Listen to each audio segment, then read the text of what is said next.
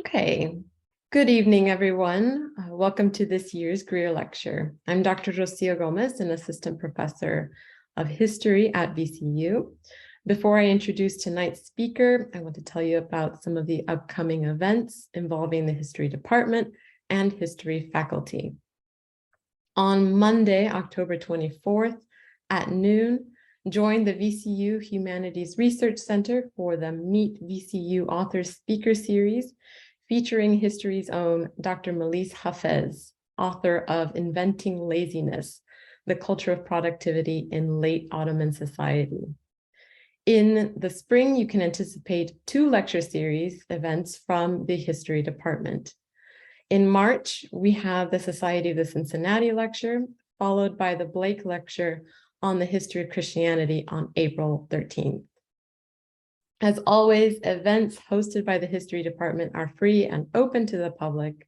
And for a list of upcoming events, please check out history.vcu.edu/events. I want to acknowledge that many of the history department events are made possible through the hard work of our administrative coordinator, Kathleen Murphy, and our administrative specialist, Andrea White. I want to also extend my thanks this evening to Arda Offman for their time in managing the tech on the tech side of this event. So now on to the Greer Lecture. So every year with the Greer Lecture, a scholar of Latin American history whose work has shaped conversations and asked new questions is invited to share their research with the VCU community. The Greer Lecture is made possible through the generous gift of Dr. and Mrs. Harold Greer. Dr. Greer is Professor Emeritus of the History Department, and we hope that he and Laura are watching tonight. Past Greer Lectures have featured Martha Few, Erica Edwards, and Johanna Londoño.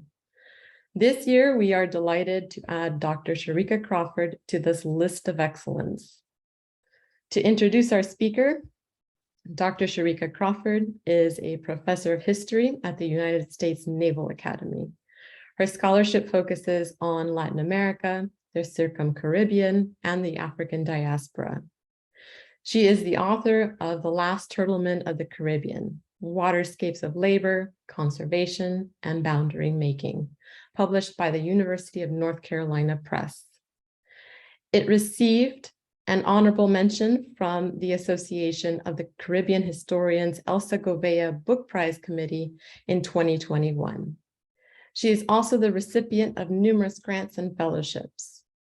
The Fulbright U.S. Scholar Program, the National Endowment for the Humanities, and the American Philosophical Society have generously funded her research. Several journals, such as the New West Indian Guide, the Global South, the International Journal of Maritime History, and Historia Critica have published her work. So without further ado, I now turn it over to Dr. Sharika Crawford. Welcome. Thank you so much. Let me make sure my slides are working. Yes, I want to take a moment to thank those responsible for tonight's event. First and foremost, Dr. Rocio Gomez for inviting me to be the 4th Greer lecturer. I also have been really helped by several others, Andrea Wright, Arda Othman, and Kathleen Murphy for their assistance in preparing for the events leading up for this afternoon. I also want to thank Professor Emeritus Harold and Mrs. Laura Greer for their generosity. As the 4th lecturer in the series, I feel especially privileged because I'm a part of an academic lineage that connects me to Dr. Greer. One of my graduate school professors at the University of Pittsburgh, Dr. Marcus Rediker, who introduced me to Atlantic history, was a former VCU undergraduate student of Dr. Greer in the 1970s. And if he's here with us this evening, perhaps he remembers Dr. Rediker. I'm so pleased to be a part of that intellectual trajectory. Who knows, there might be some seeds of thought in my discussion for this afternoon. Finally, I'd like to acknowledge the institutions that financially supported the research which produced my book, The Last Turtlemen of the Caribbean, Waterscapes of Labor, Conservation, and Boundary Making. This afternoon, I'll be drawing much on that work, parts of which I'll be presenting in my discussion over the next 40 minutes or so. With the time that I have today, I want to tell part of the history that I cover more substantially in my book. Part of that history tells of the ubiquitous existence of sea turtles in the greater Caribbean since the early European colonization of the region. I then explain a bit about the development of turtle fishing in the southwestern Caribbean.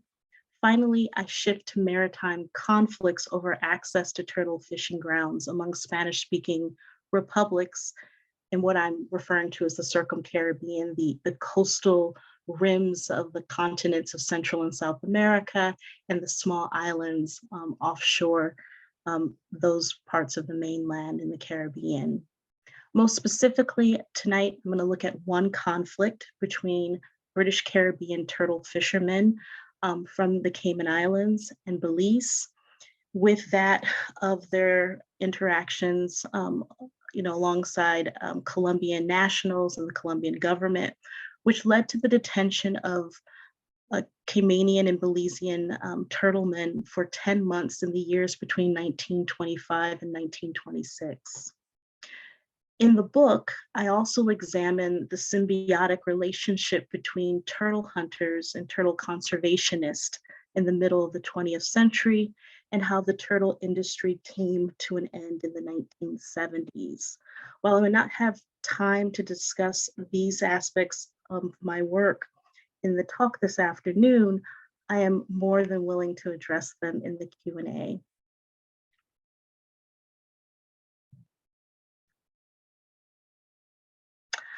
The most enduring histories of the Caribbean tend to focus on African slavery and the plantation economy, whether it be sugar, banana, or another crop, which were transformative forces in the region.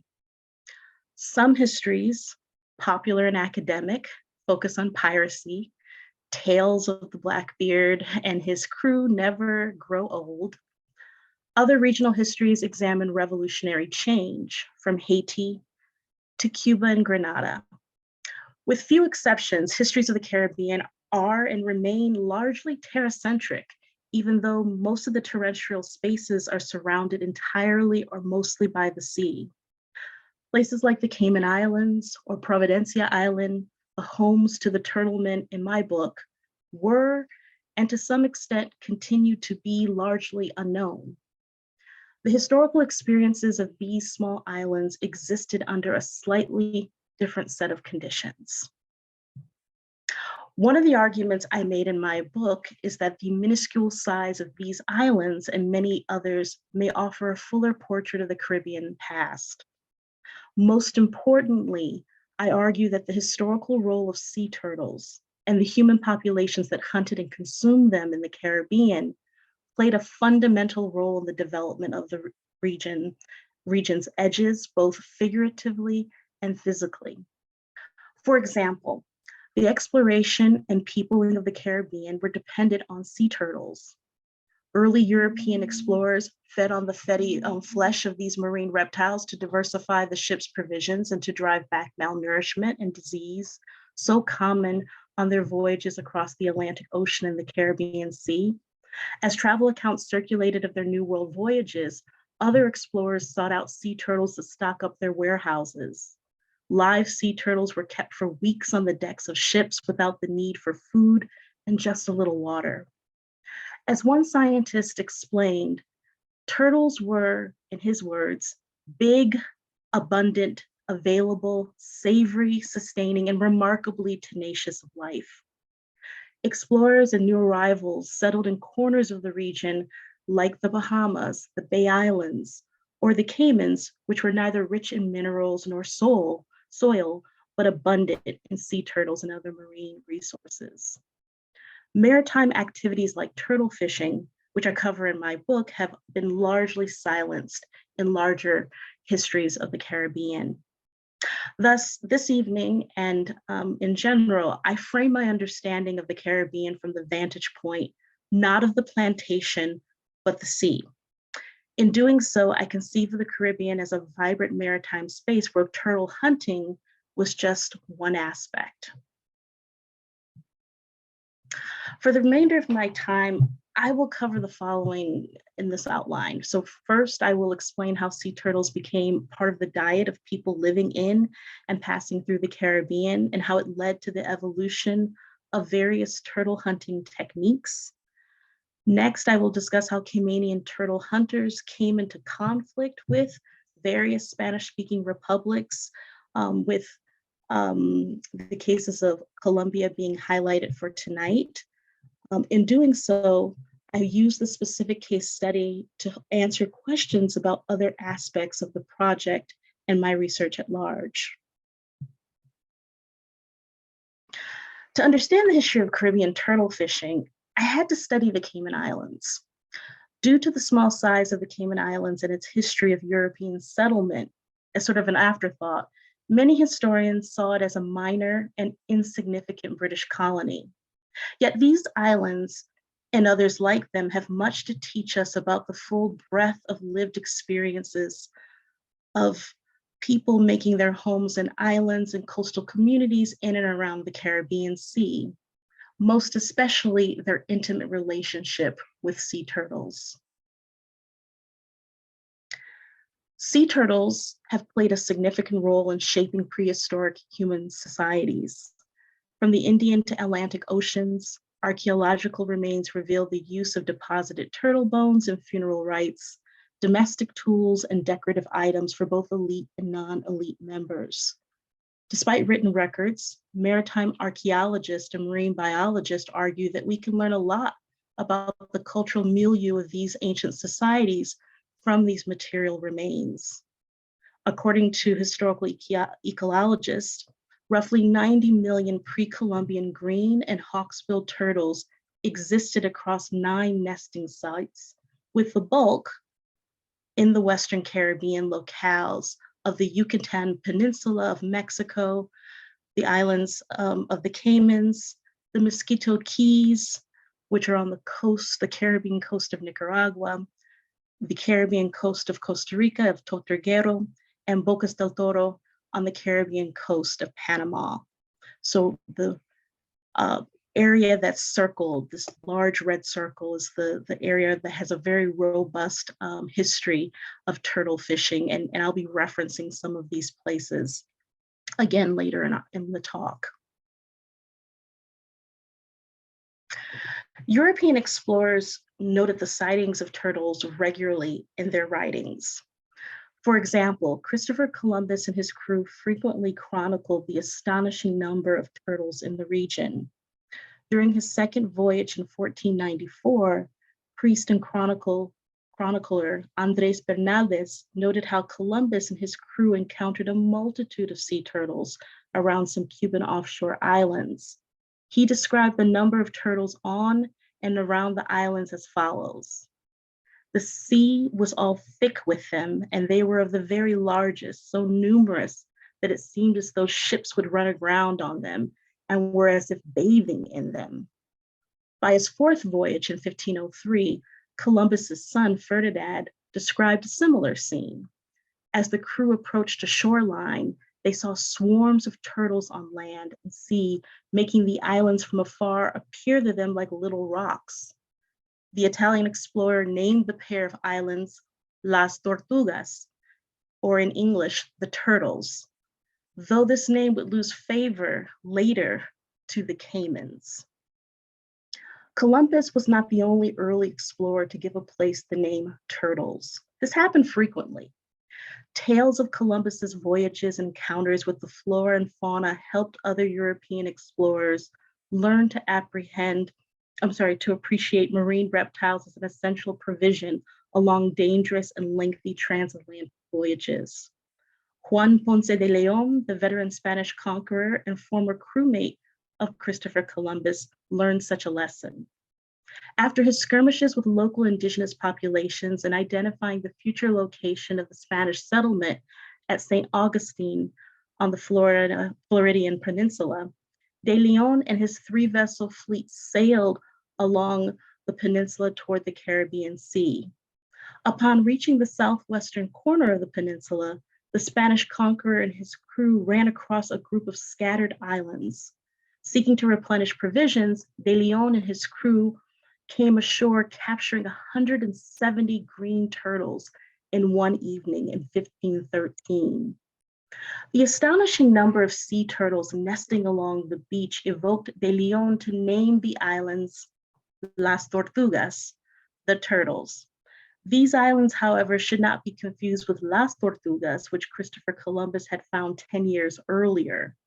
Today, we call them dry tortugas, which is now recognized as a US national park, marine park. And the abundance of sea turtles remained a site of interest for naturalists into the 19th century. Observing their trek from the sea to the beach, John James Audubon wrote, "Slowly advancing landward, their heads alone above the water are observed heavy laden turtles, anxious to deposit their eggs in the well-known sands." He went on to say, layer after layer, she deposits her eggs, arranging them in the most careful manner, and with her hind paddles brings the sand over them. The business is complete. With a joyful heart, the turtle swiftly retires towards the shore and launches into the deep.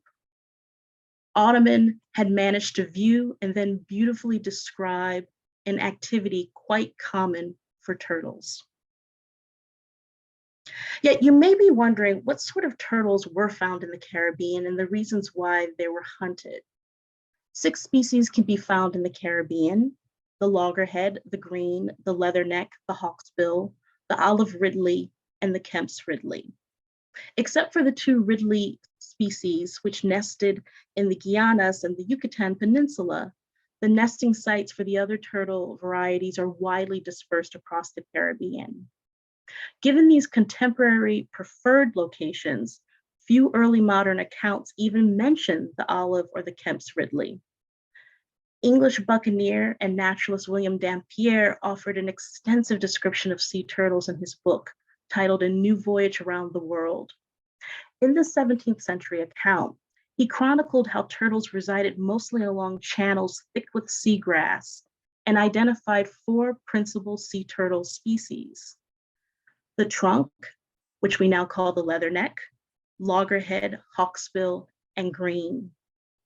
Unlike loggerheads and leathernecks, hawksbill and green turtles became widely consumed for many reasons and later transformed into global commodities that linked the Caribbean to the wider world. But the hawksbill and green turtles were desired for different reasons. The hawksbill gained its name for its bird-like beak. With few exceptions, most Caribbean peoples did not consume it for animal protein. Due to its consumption of sponges, hawksbills have a high level of toxicity. However, many Caribbean communities ate hawksbill eggs and continue to do so. That being said, it was arguably the most marketable of all sea turtles. It was desired for its translucent marbled scutes with streaks of reddish black, golden yellow, brown, and black across the oval-shaped carapace. This unusual palette of 13 colorful scales separates it from other turtle species. Due to the keratinous nature, scutes were durable and pliable. These characteristics, combined with the colors, long attracted human predators. For reasons not entirely clear, the carapace was wrongly called tortoiseshell, and artisans transformed the colorful, pliable material into furniture, jewelry, and other decorative items for thousands of years. The green turtle is the best known of all the turtles in the Caribbean. Adult green turtles foraged exclusively on seagrass beds and underwater mangroves. Their vegetarian diet is an unusual feature among turtle species and is particular to the Caribbean variety. Just like the hawksbill's diet made it unfit for most human consumption, the green turtle's diet made it a high demand food. The meat of the green turtle was the most desired of all turtle species. With an exclusively vegetarian diet in its adulthood, green turtle meat and the gelatinous light yellow cartilage over the lower shell, called callipee, became a delicious addition to the plate of any diner. The color of its fat gave the green turtle its name, and green turtle soup became a popular dish for the wealthy and non-wealthy alike, particularly in Britain and British colonies in the Caribbean. 18th century Scottish traveler Janet Shaw, known for her account of her time in the British colonies on the eve of the American Revolution, boasted about dining on a fresh turtle while visiting a plantation in Antigua. She wrote, "You get nothing but old ones there," referencing England. "Here in Antigua, they are young, tender, and fresh from the water, where they feed as delicately and are as great epicures as those that feed on them." Caribbean slaveholders also fed turtle meat to the enslaved peoples. During a visit to Montego Bay, the Jamaican governor's wife, Lady Maria Nugent, attended a Christmas celebration with the city's local magistrate. Joined by whites and enslaved peoples, Nugent recounted how the crowd of whites and enslaved peoples dined on turtle soup, pepper pot, and calapash and callipee, the gelatinous cartilage of the green turtle. Widespread consumption of turtle meat across the Caribbean eventually made its way to markets in Great Britain and Europe. Ship captains welcomed the bountiful amounts of meat from live turtles sitting on vessels' decks as they crossed the Atlantic Ocean, and their tales of their voyages raised interest among the cosmopolitan elite. During the 18th century, British traders shipped live green turtles from West Indian ports to markets across the British Atlantic, London, Philadelphia, and New York. Upon arrival, purchasers dressed turtles and then served them in private homes, gentlemen's clubs, and upscale restaurants. It was a dish even desired by US presidents. John Adams, the second president of the United States, reportedly dined on turtle soup on July 4th, 1776, the day our nation declared its independence. It remained a popular dish among later US presidents, with it being a favorite of President William Taft. Although the pre-Columbian societies in the Caribbean had long hunted and harvested sea turtles, newcomers to the region in the colonial period soon followed suit. This led to an evolution in how hunters adapted to the availability and then growing scarcity of these marine reptiles. Initially, the easiest way to capture sea turtles was shore captures. As you can see with the image titled "Turtle Turning," hunters often waited for sea turtles, especially impregnated turtles, to come on shore to dig holes into the sand and deposit their eggs into chambers in much the same fashion as John James Audubon described dry tortugas. At their most vulnerable, predators, human and non-human, pounced on these giant animals, with human hunters often turning them over onto their backs to minimize their mobility and secure easy capture. Yet sea turtles did not turn up on all beaches across the Caribbean, or at least all the time. If you wanted to obtain a turtle, then you would have to hunt them at sea. This next image is a romanticized 19th century depiction of the famous Mosquito turtlemen. The mosquito have lived along the Caribbean coast of present-day Nicaragua and Honduras. European explorers and pirates of the Caribbean famously touted their skill at using harpoons to strike sea turtles. Dutch buccaneer Alexander Exquemelin noted the following: "The Indians often go to sea with the rovers or buccaneers, and many spend 3 or 4 years away without visiting their homeland. These Indians are a great asset to the rovers, as they are very good harpoonists, extremely skillful in spearing turtles. In fact, an Indian is capable of killing a whole ship's company of 100 men supplied with food." Striking or harpooning sea turtles became a distinctive feature of the mosquito, and to a lesser degree, Central American turtle hunters in places like the Caribbean coast of Costa Rica, also known to have communities who strike for turtles. But turtle hunting continued to evolve and innovate.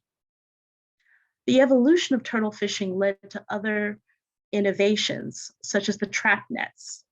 Men from small islands like the Cayman Islands or Providencia Island who hunted turtles used nets to catch them. A Caymanian vessel, for instance, easily carried between 40 or 50 nets. Although it was routine to find 30 nets on a single turtling vessel, nets were typically made from cotton or thatch rope. Caymanian women provided thatch, a plaited thin strip of silver palm thatch, which had some market value. Caymanian wives, daughters, and sisters even used it as a form of currency to barter for manufactured store goods, and food staples, while their fathers, husbands, and brothers were off at sea. As turtle hunters from the Cayman Islands adopted the use of nets, there were also transformations in the vessels used to travel out to capture sea turtles, such as the Caymanian catboat, which is shown here. But hawksbill and green turtles were and are easy prey, and their desirability reflects the ease with which human predators learn to capture and to consume them. The Caymanian catboat was likely invented over 100 years ago. Around 1904, a shipwright named Daniel Jervis built the first catboat to accommodate hunters of the hawksbill turtles, the preferred prey of Cayman brack turtlemen. Brackers, as they are called, were known to traverse on canoes in shallow waters stalking hawksbills, which they snatched out of the water. For generations, they used a vessel called the pit pan, which was too long to easily maneuver. Jervis modified the pit pan, making it shorter and wider at 14 feet in length and 3 feet 8 inches in breadth. The catboat required oars and painted sea blue to camouflage itself within the water. The Caymanian catboat emerged for other reasons. By 1800, Caymanians had depleted local and nearby sources of turtles, which forced them to travel long distances in search of their prey. Long-distance turtle hunts required changes to be made in the vessels that carried turtlemen out to sea for weeks or even months. Successful turtling expeditions depended on a seaworthy vessel. Caymanian turtlemen preferred schooners and sometimes sloops. Schooners were sailing vessels with a fore and aft sails and 2 or more masts, as seen here with the Goldfield, while a sloop had 1 mast with square sails. Most turtle hunters traveled with a 40 or 50-ton schooner or a sloop of equivalent size. Schooners and sloops were expensive despite Caymanian shipmakers' reliance on local hardwoods. It could take 8 to 10 months for just 1 vessel to be completed. Sometimes years of funds and time were scarce. Since costs were too steep for the average turtler, most never owned scoops or schooners. Local merchants owned most schooners and used their capital to finance turtle voyages. But merchants who owned the schooners sought to maximize profits by increasing the capacity of schooners. In 1905, for example, 4 new vessels were built with an aggregate tonnage of 126, with the single largest schooner at 51 tons. A year later, 8 vessels were built with an aggregate tonnage of 728 tons, including the largest ever constructed turtling schooner, the Clara Scott, at 260 tons. The growth in tonnage suggests a few changes were underway in the turtle industry. With formerly robust turtle nesting grounds depleted, turtle hunters were driven farther out into the deep sea to fish over an extended period to attain a high catch.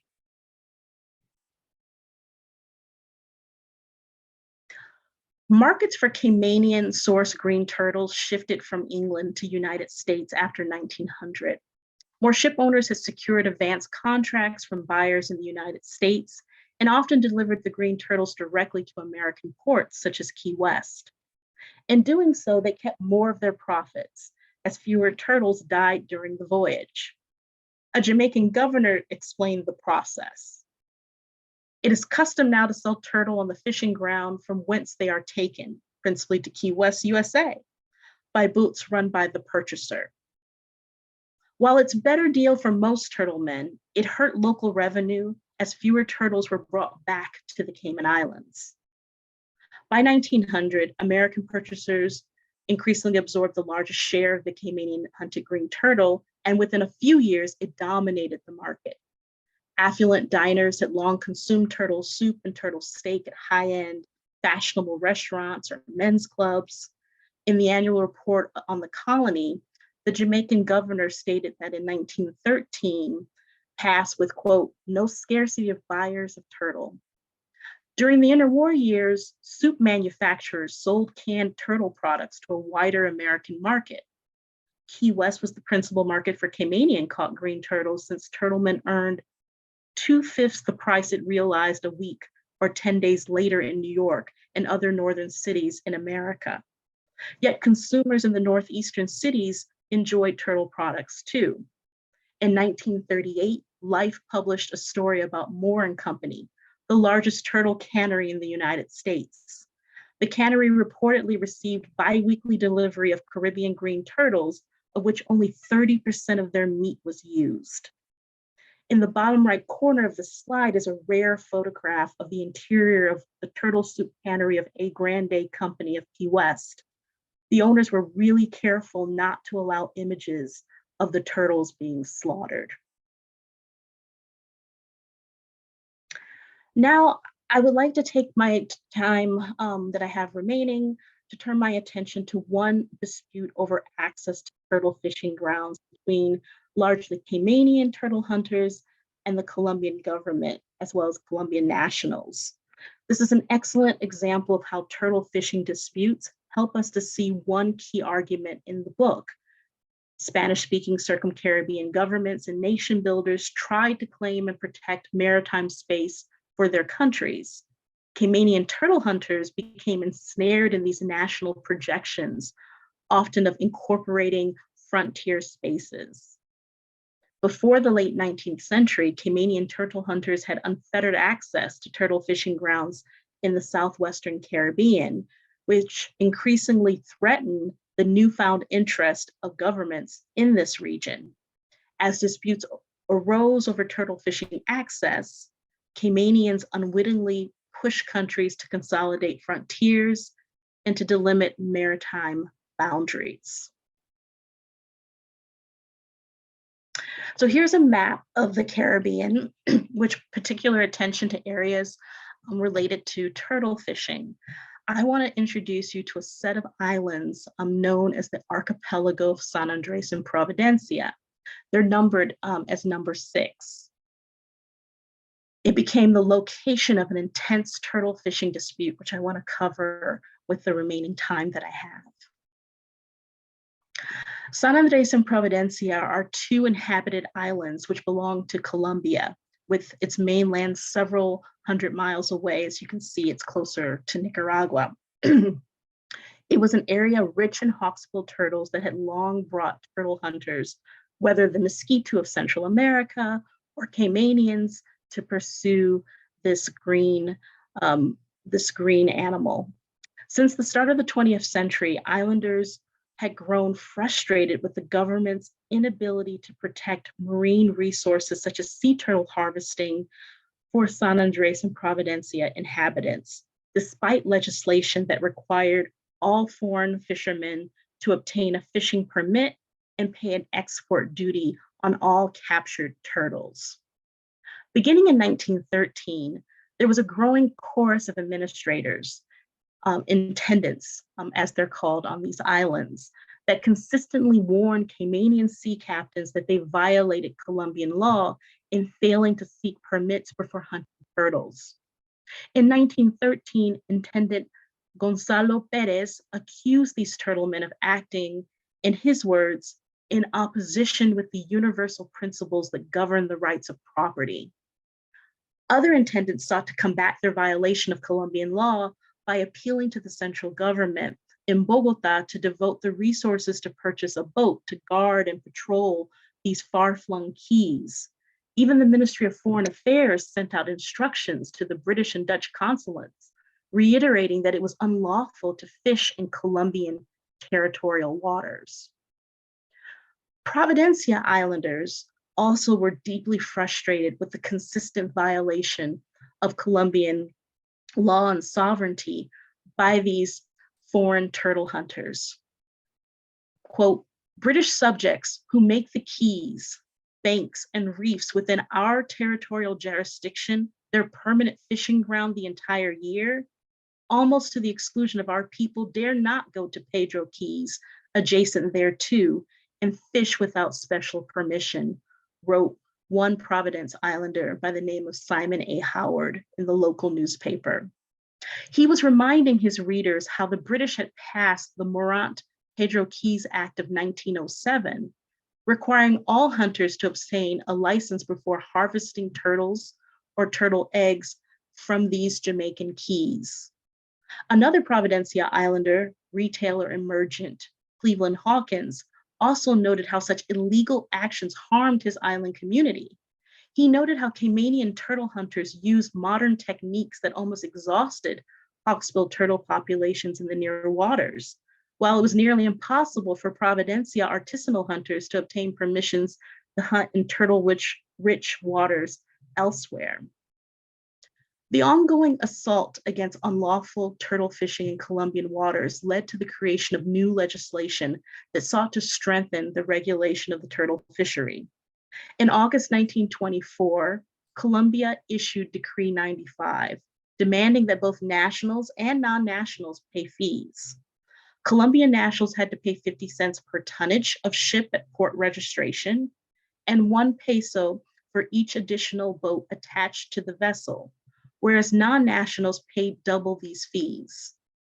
Decree 95 claimed the right to consider vessels fishing in territorial waters of the archipelago without permission, smugglers. Caymanian authorities in their official correspondence acknowledged that their Caymanian turtle hunters were not obeying the law in their pursuit to hunt hawksbill turtles. A customs agent at Cayman Brac explained that Caymanian turtle hunters had little choice. It is either that or starve.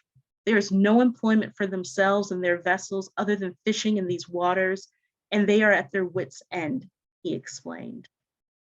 With the turtle industry consuming the entire economy of the small islands, it was difficult for Caymanian turtle hunters to concede to these shifting rules about access to fishing grounds.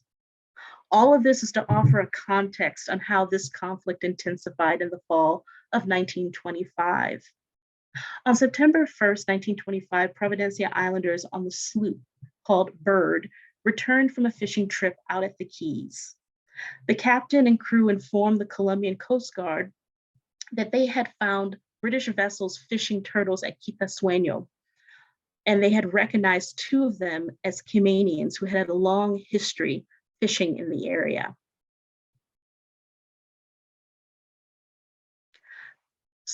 There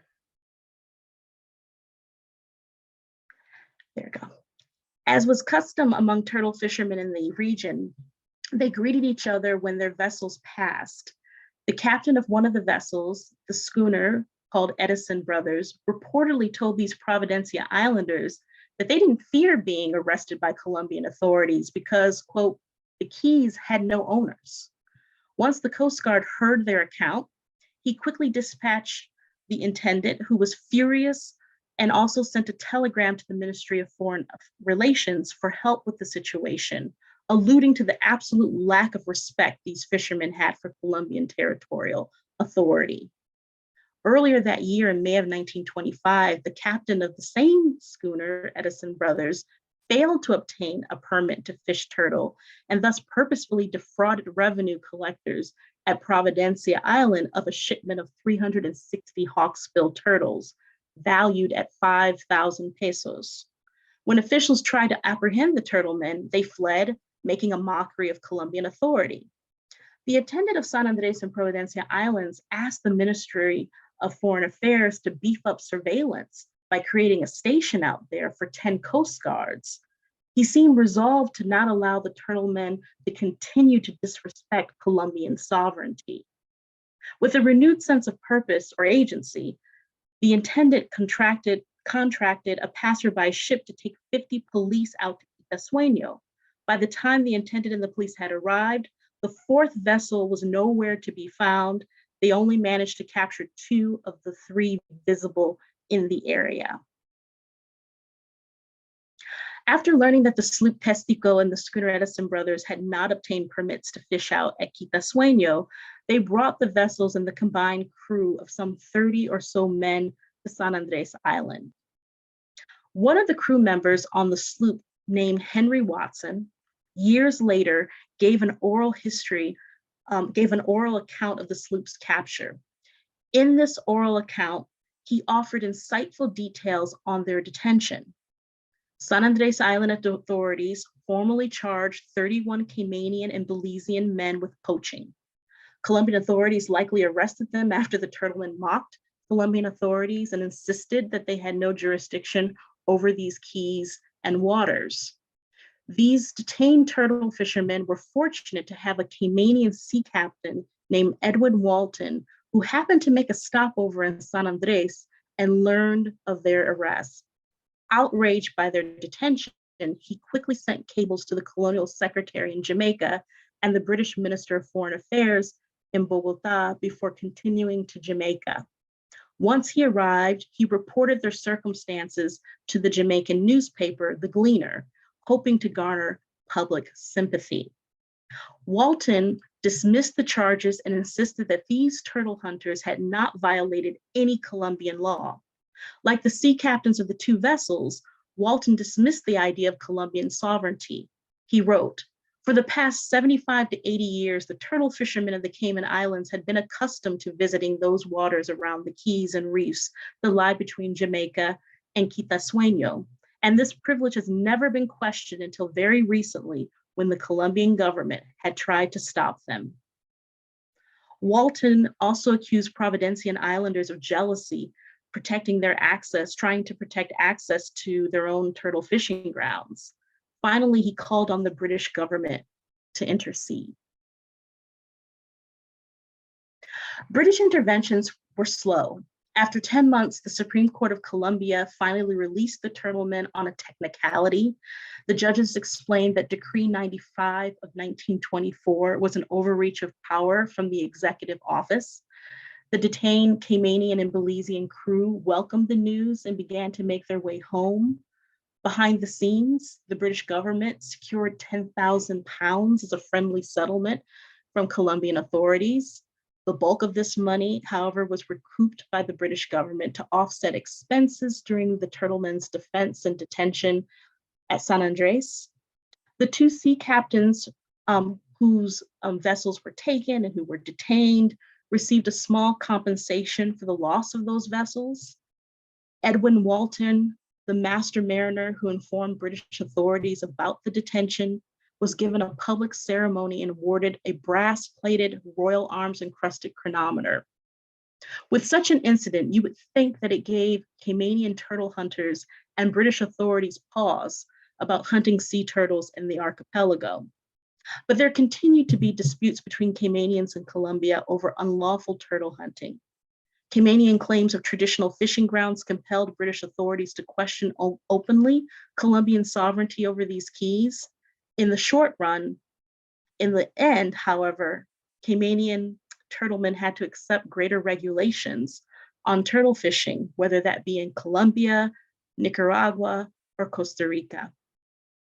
Then the turtle industry collapsed by the mid-1970s as efforts from conservationists like Archie Carr Jr., pictured on the slide, successfully pushed governments such as the United States to list the turtles as endangered and banned the importation of turtle products.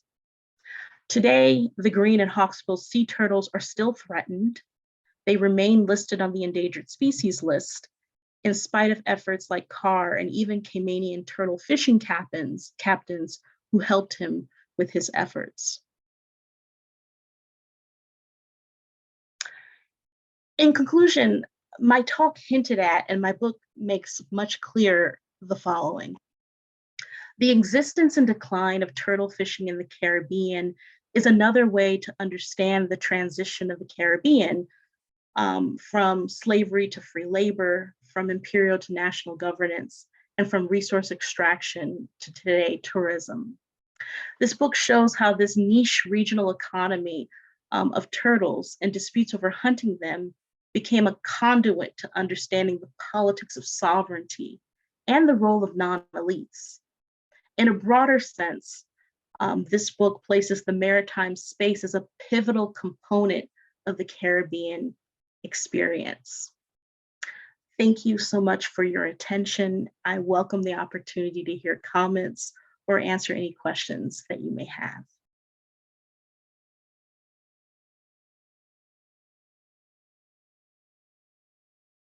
Thank you very much, Dr. Crawford. For those of you in the audience, you have an opportunity to ask Dr. Crawford a question by clicking the icon at the bottom of your screen, that says Q&A. There you are able to type in your question, and I will be able to see your question and ask your question for you. But while people are entering their questions, Dr. Crawford, I do have a question about turtle tourism. This area on the screen and that map that you showed, all of those areas from not only Costa Rica, that markets itself as a green republic, but also to the Yucatan, where tourists at Cozumel and Cancun can go and swim with the turtles. And I wanted to get your take on turtle tourism, if you think it's doing a greater good in educating the public, or if it's maybe encouraging the exploitation of turtles. Much as we've seen this debate, a similar debate with dolphins, for example, and using dolphins in aquarium and education programs. So I'll let you answer that question, and I'll turn. And I ask everyone to submit their questions via Q&A. Thank you so much, Dr. Gomez, for that question. It's a delicate one. I've seen this work in a few different capacities, and I was going to go back if I could. I can't really go back to my map. Perhaps the most well-known example of kind of turtle tourism is the remnants of Archie Carr Jr.'s conservation efforts on the Caribbean coast of Costa Rica, which was one of and still is one of the largest green and hawksbill turtling nesting sites. It's a place in which many foreign visitors come either to see the efforts of conservationists, or perhaps see the turtles come in, the impregnated turtles come in to do the nesting chambers. And in some ways, I think that they've managed to have a fairly effective way of using tourism, because they're very conscientious.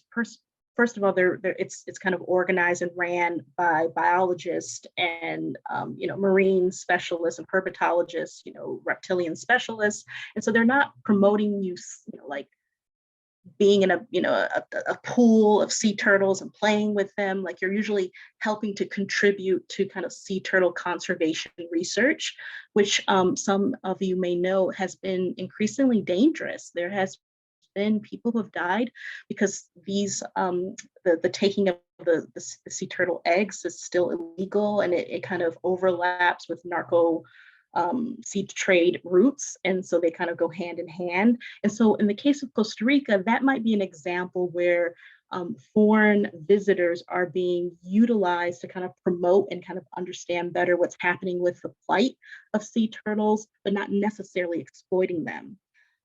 I know of places, as you suggested, elsewhere, where it's more of kind of an entertainment sort of factor, right? You're able to kind of like playfully engage with sea turtles, and definitely there are conservationists who are quite concerned and think that's actually dangerous, both for the sea turtles and for humans, to have that kind of close human contact.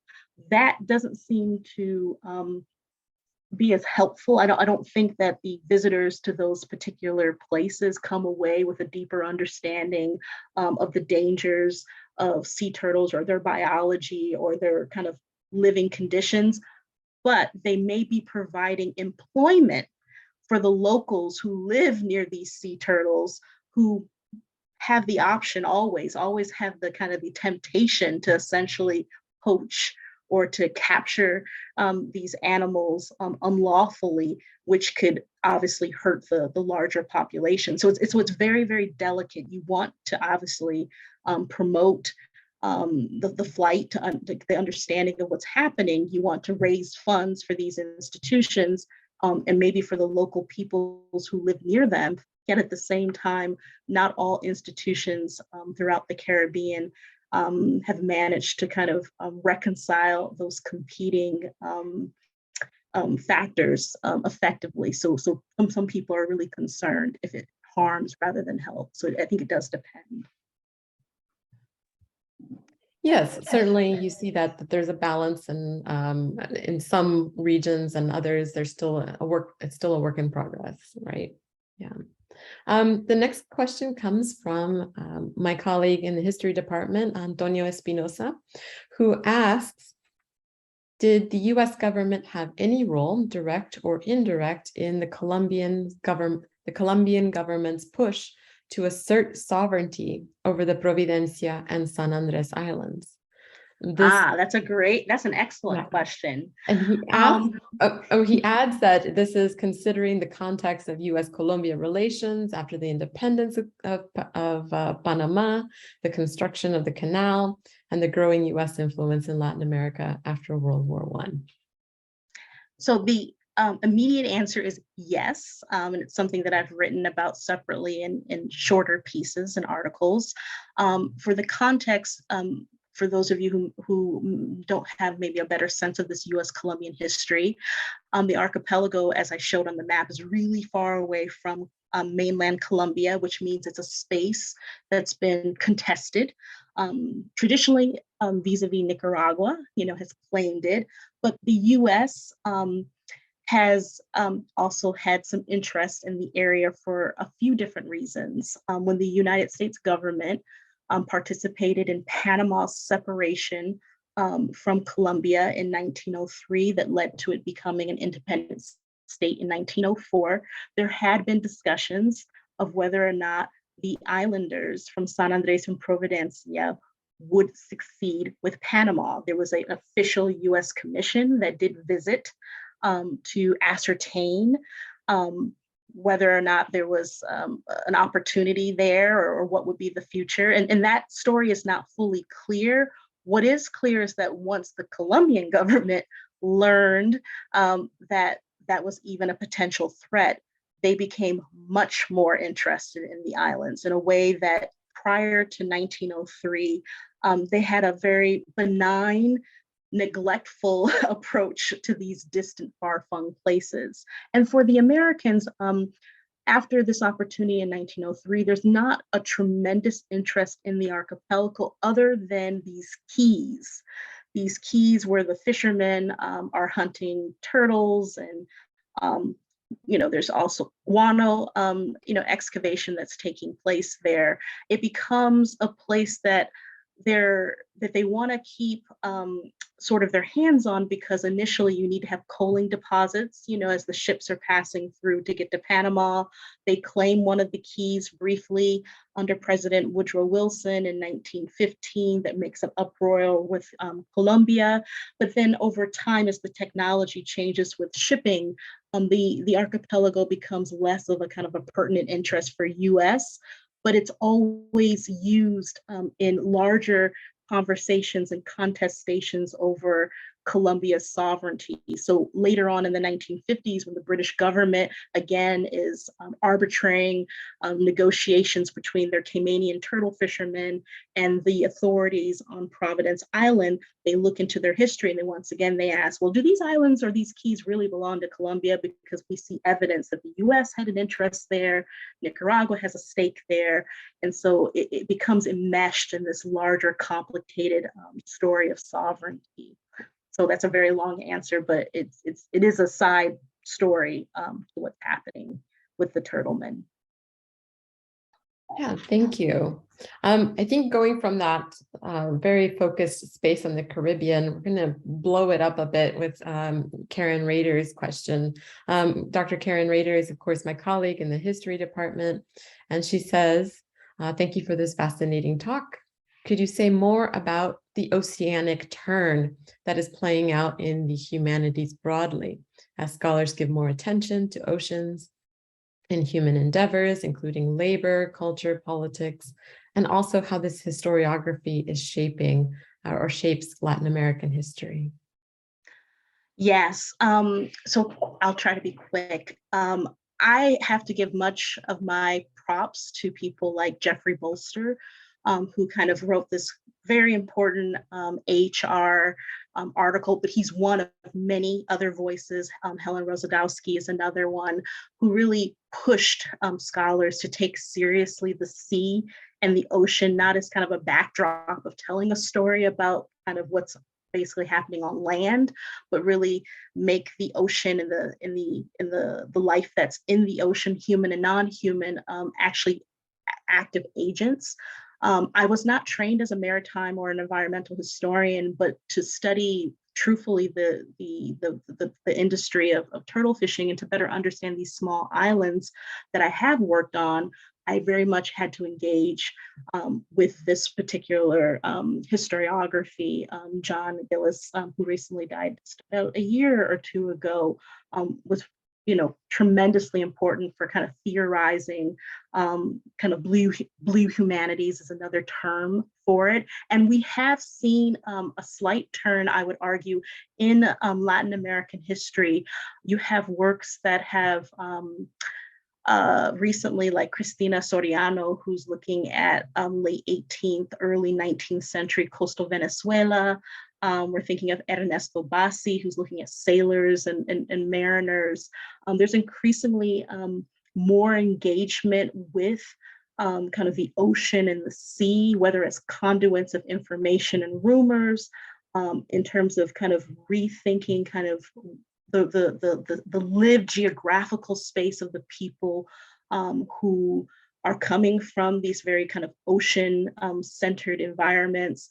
I constantly had to, make an argument that, these islands may be kind of insignificant and small, but when you're on the island, right, the center of their world may not look like the center of the world if you're, in the interior of, some particular big, metropolitan area, Mexico City, for example, which is, an amazing ecosystem on its own, but very different the way that they're going to kind of look at space than perhaps Georgetown, Grand Cayman Island, for example. So quickly, yes, there is a turn. It's been ongoing for at least 15 years.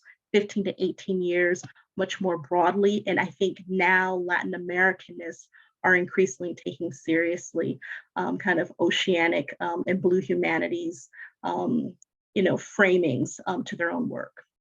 It's a great question. Yeah, thank you. And then finally, I think our last question is going to go to another historian, Dr. Christopher Ewing, who asks, how did turtle fishing and fishing regulation influence not only the trajectory of decolonization and border consolidation, but also its unevenness in the region? Ooh, Dr. Ewing, that's a great question. Let me see if I can encapsulate a nice comment in a little bit of time. So let's talk about what happens with the Cayman Islands first, and then I'll look at some other places. The Cayman Islands is still a part of the British Commonwealth. It didn't become part of the decolonizing project. And it's ironic because for much of the time period that I'm studying these three little islands, right, they're a dependency of Jamaica. They're seen as sort of insignificant to the larger kind of British establishment. But there's a level of kind of interest, and just making sure they survive, that they can generate enough revenue to kind of keep the colonial project going. But as turtle fishing declines and has challenges, both from what I'm talking about, state border challenges, but then the conservation challenges, you already see on the ground local officials attempting to kind of transition the islands towards other types of political and economic imaginings, and tourism really becomes one, because agriculture is just not viable. The local population never takes up efforts to kind of modernize agriculturally. That's just a non-starter. Tourism becomes that, and tourism comes via Great Britain, right? So they become like more tethered to Britain, ironically, as we get into the middle to the latter part of the 20th century, as they move away from turtle fishing, which kind of had them engage with, Cuba and Nicaragua and Honduras and Costa Rica and Colombia, and it becomes more dependent. So therefore, they don't have like a decolonization moment. On the islands of San Andres and Providencia, there's an ongoing social and political call for autonomy. As you probably are aware, much of the Caribbean is not really a decolonized, independent Caribbean. It's mostly a dependent Caribbean, where there's efforts to have self-governance or greater autonomy, but not political independence. And what you find is that this becomes evidence of why we need to get rid of the Colombian government. They can't even protect our ability to fish in the waters that have historically and traditionally been our own, right? So this is an ongoing conversation to 21st century, 2022, that we are still seeing what will be happening. So it's still in this decolonial moment. And then of course, in Nicaragua, the Caribbean coast, which is been rooted by the Miskitu, who are autonomous indigenous people, both during the Spanish colonial period, in part because of their cosmopolitan links with the English and the French and the Dutch and all these other Caribbean spaces. They become fighting essentially for their own level of independence that is up against the sort of nationalizing project. And some would argue that the 1980s and the conflicts that we see in Nicaragua and how they played on the Caribbean coast is part of that story as well. So they're not settled stories. These are not independent spaces. In fact, they all have different reactions and responses that we're still working through to this very day. Oh, I did my best. I was looking at the time. No, I think that's a great answer. And I think you bring us up to the present day. And I think with that, I think that's a great place to end our talk. And I just want to say thank you again for your time and also for visiting my class last week. I think I had fun and I know the students had fun as well. So I want to thank wonderful. Thank you. I want to thank you. And everybody that's there, they can send un aplauso. Many thanks, Dr. Crawford, and thank you all in the audience.